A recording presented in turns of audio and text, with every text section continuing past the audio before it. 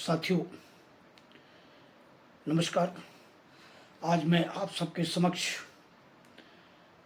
बात करने जा रहा हूं।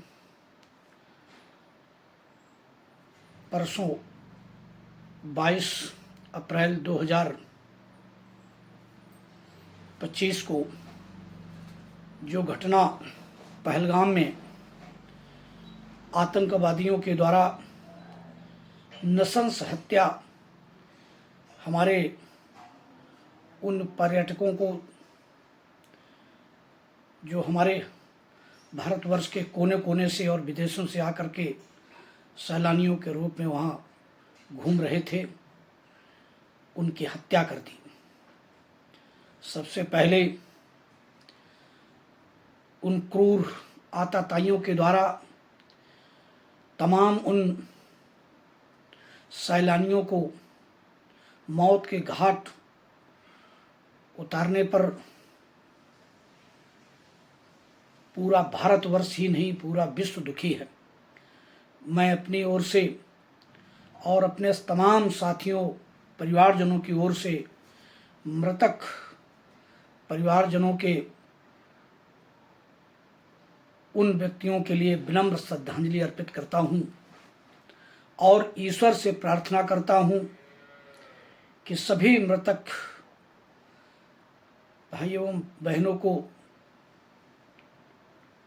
ईश्वर सद्गति दे और पूरे परिवार को इस दुख को सहन करने की शक्ति प्रदान करे। मित्रों, ये घटना हमारे जीवन में पहली बार आई है। आतंकवादियों के बहुत सारे हमले हुए, आतंकवादियों ने बहुत सारे लोगों को कई तरीके से अलग अलग मौत के घाट उतारा और मारा, हमला किए, लेकिन पहली बार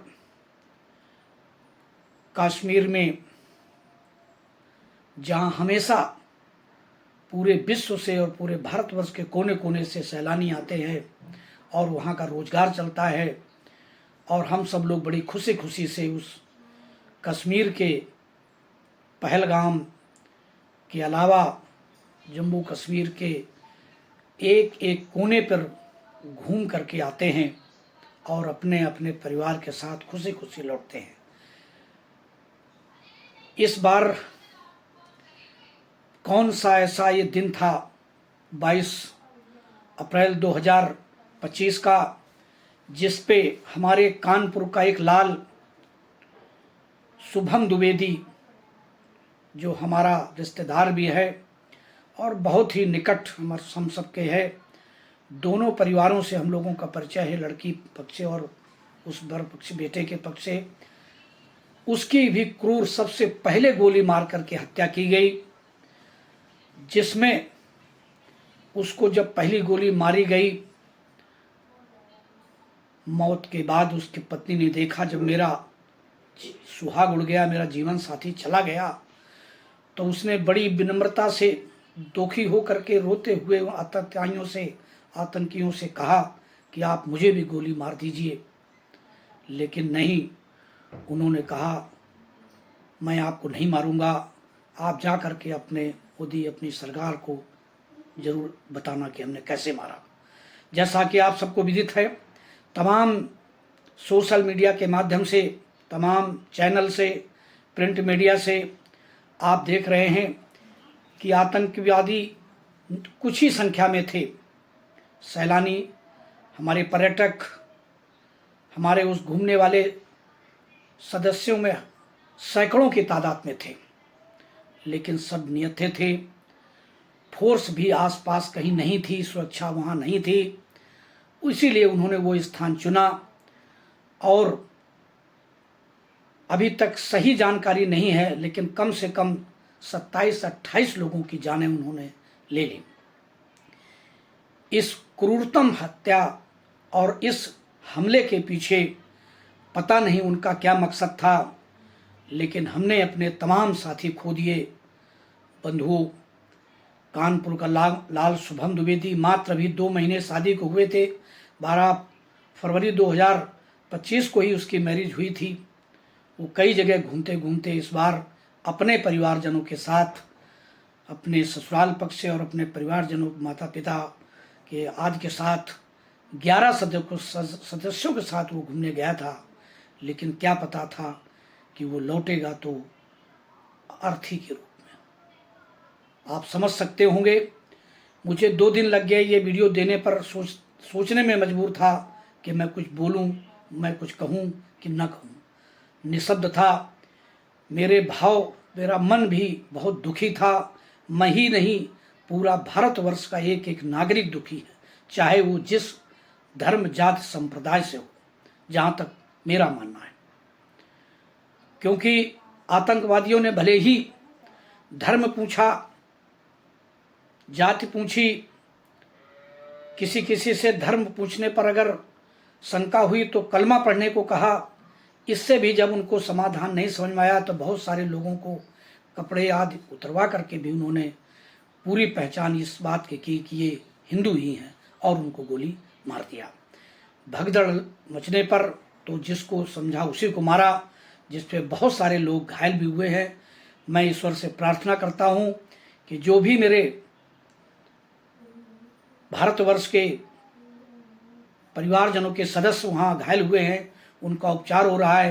प्रार्थना करूँगा ईश्वर से कि जल्दी वो स्वस्थ हो जाएं और सब अपने परिवारजनों के साथ घर में आ जाएं। बंधुओं, मैं बहुत लंबी चौड़ी बात नहीं करूँगा, क्योंकि ये समय ना तो राजनीति का है, ना एक दूसरे के ऊपर दोषारोपण करने का है। लेकिन अगर समय है तो इस बात का जरूर है कि कब अंत होगा इस आतंकवाद का। मेरा सिर्फ ये कहना है कि सरकार इस विषय पर गंभीरता से विचार करे। जो भी सरकार कर रही है अपने स्तर से वो पर्याप्त होगा, लेकिन नहीं, इन आतंकवादियों को, इन पाकिस्तान के निवासियों को सबक सिखाना ही पड़ेगा। ऐसा मेरा इस चैनल के माध्यम से पुनः एक बार आग्रह है सरकार से। चाहे उस जम्मू कश्मीर प्रदेश की सरकार हो, चाहे वो भारतवर्ष की सरकार हो, हम सबको ये दिन पुनः कभी न देखने पड़ें। और कश्मीर का जो खुशनुमा माहौल जो पिछले साल हमने खुद जा कर के अभी जून में देखा था, हम भी 20-22 लोग, मैं बच्चों के पूरे परिवारजनों के साथ गए थे। बहुत अच्छा वातावरण था, बहुत अच्छा व्यवहार था। तमाम वहाँ की यादें हमारे पास संरक्षित हैं। वहाँ के लोग अभी भी मुझे फ़ोन करके और मुझे व्हाट्सएप मैसेज, फेसबुक में जुड़े हुए हैं। ऐसा लगता है वो घड़ी थी जिससे ये सब समाप्त हो गया।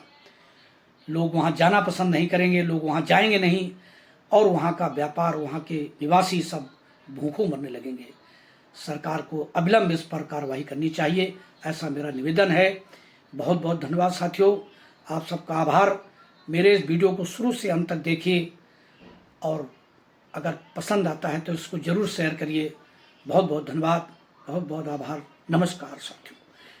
मृतक जनों को पुनः एक बार श्रद्धांजलि, सत सत नमन, और घायलों को जल्दी ही स्वस्थ होने की ईश्वर से कामना। और जिन परिवार के सदस्य खोए हुए हैं उनको ये दुख सहन करने की भगवान को शक्ति प्रदान करे। धन्यवाद साथियों।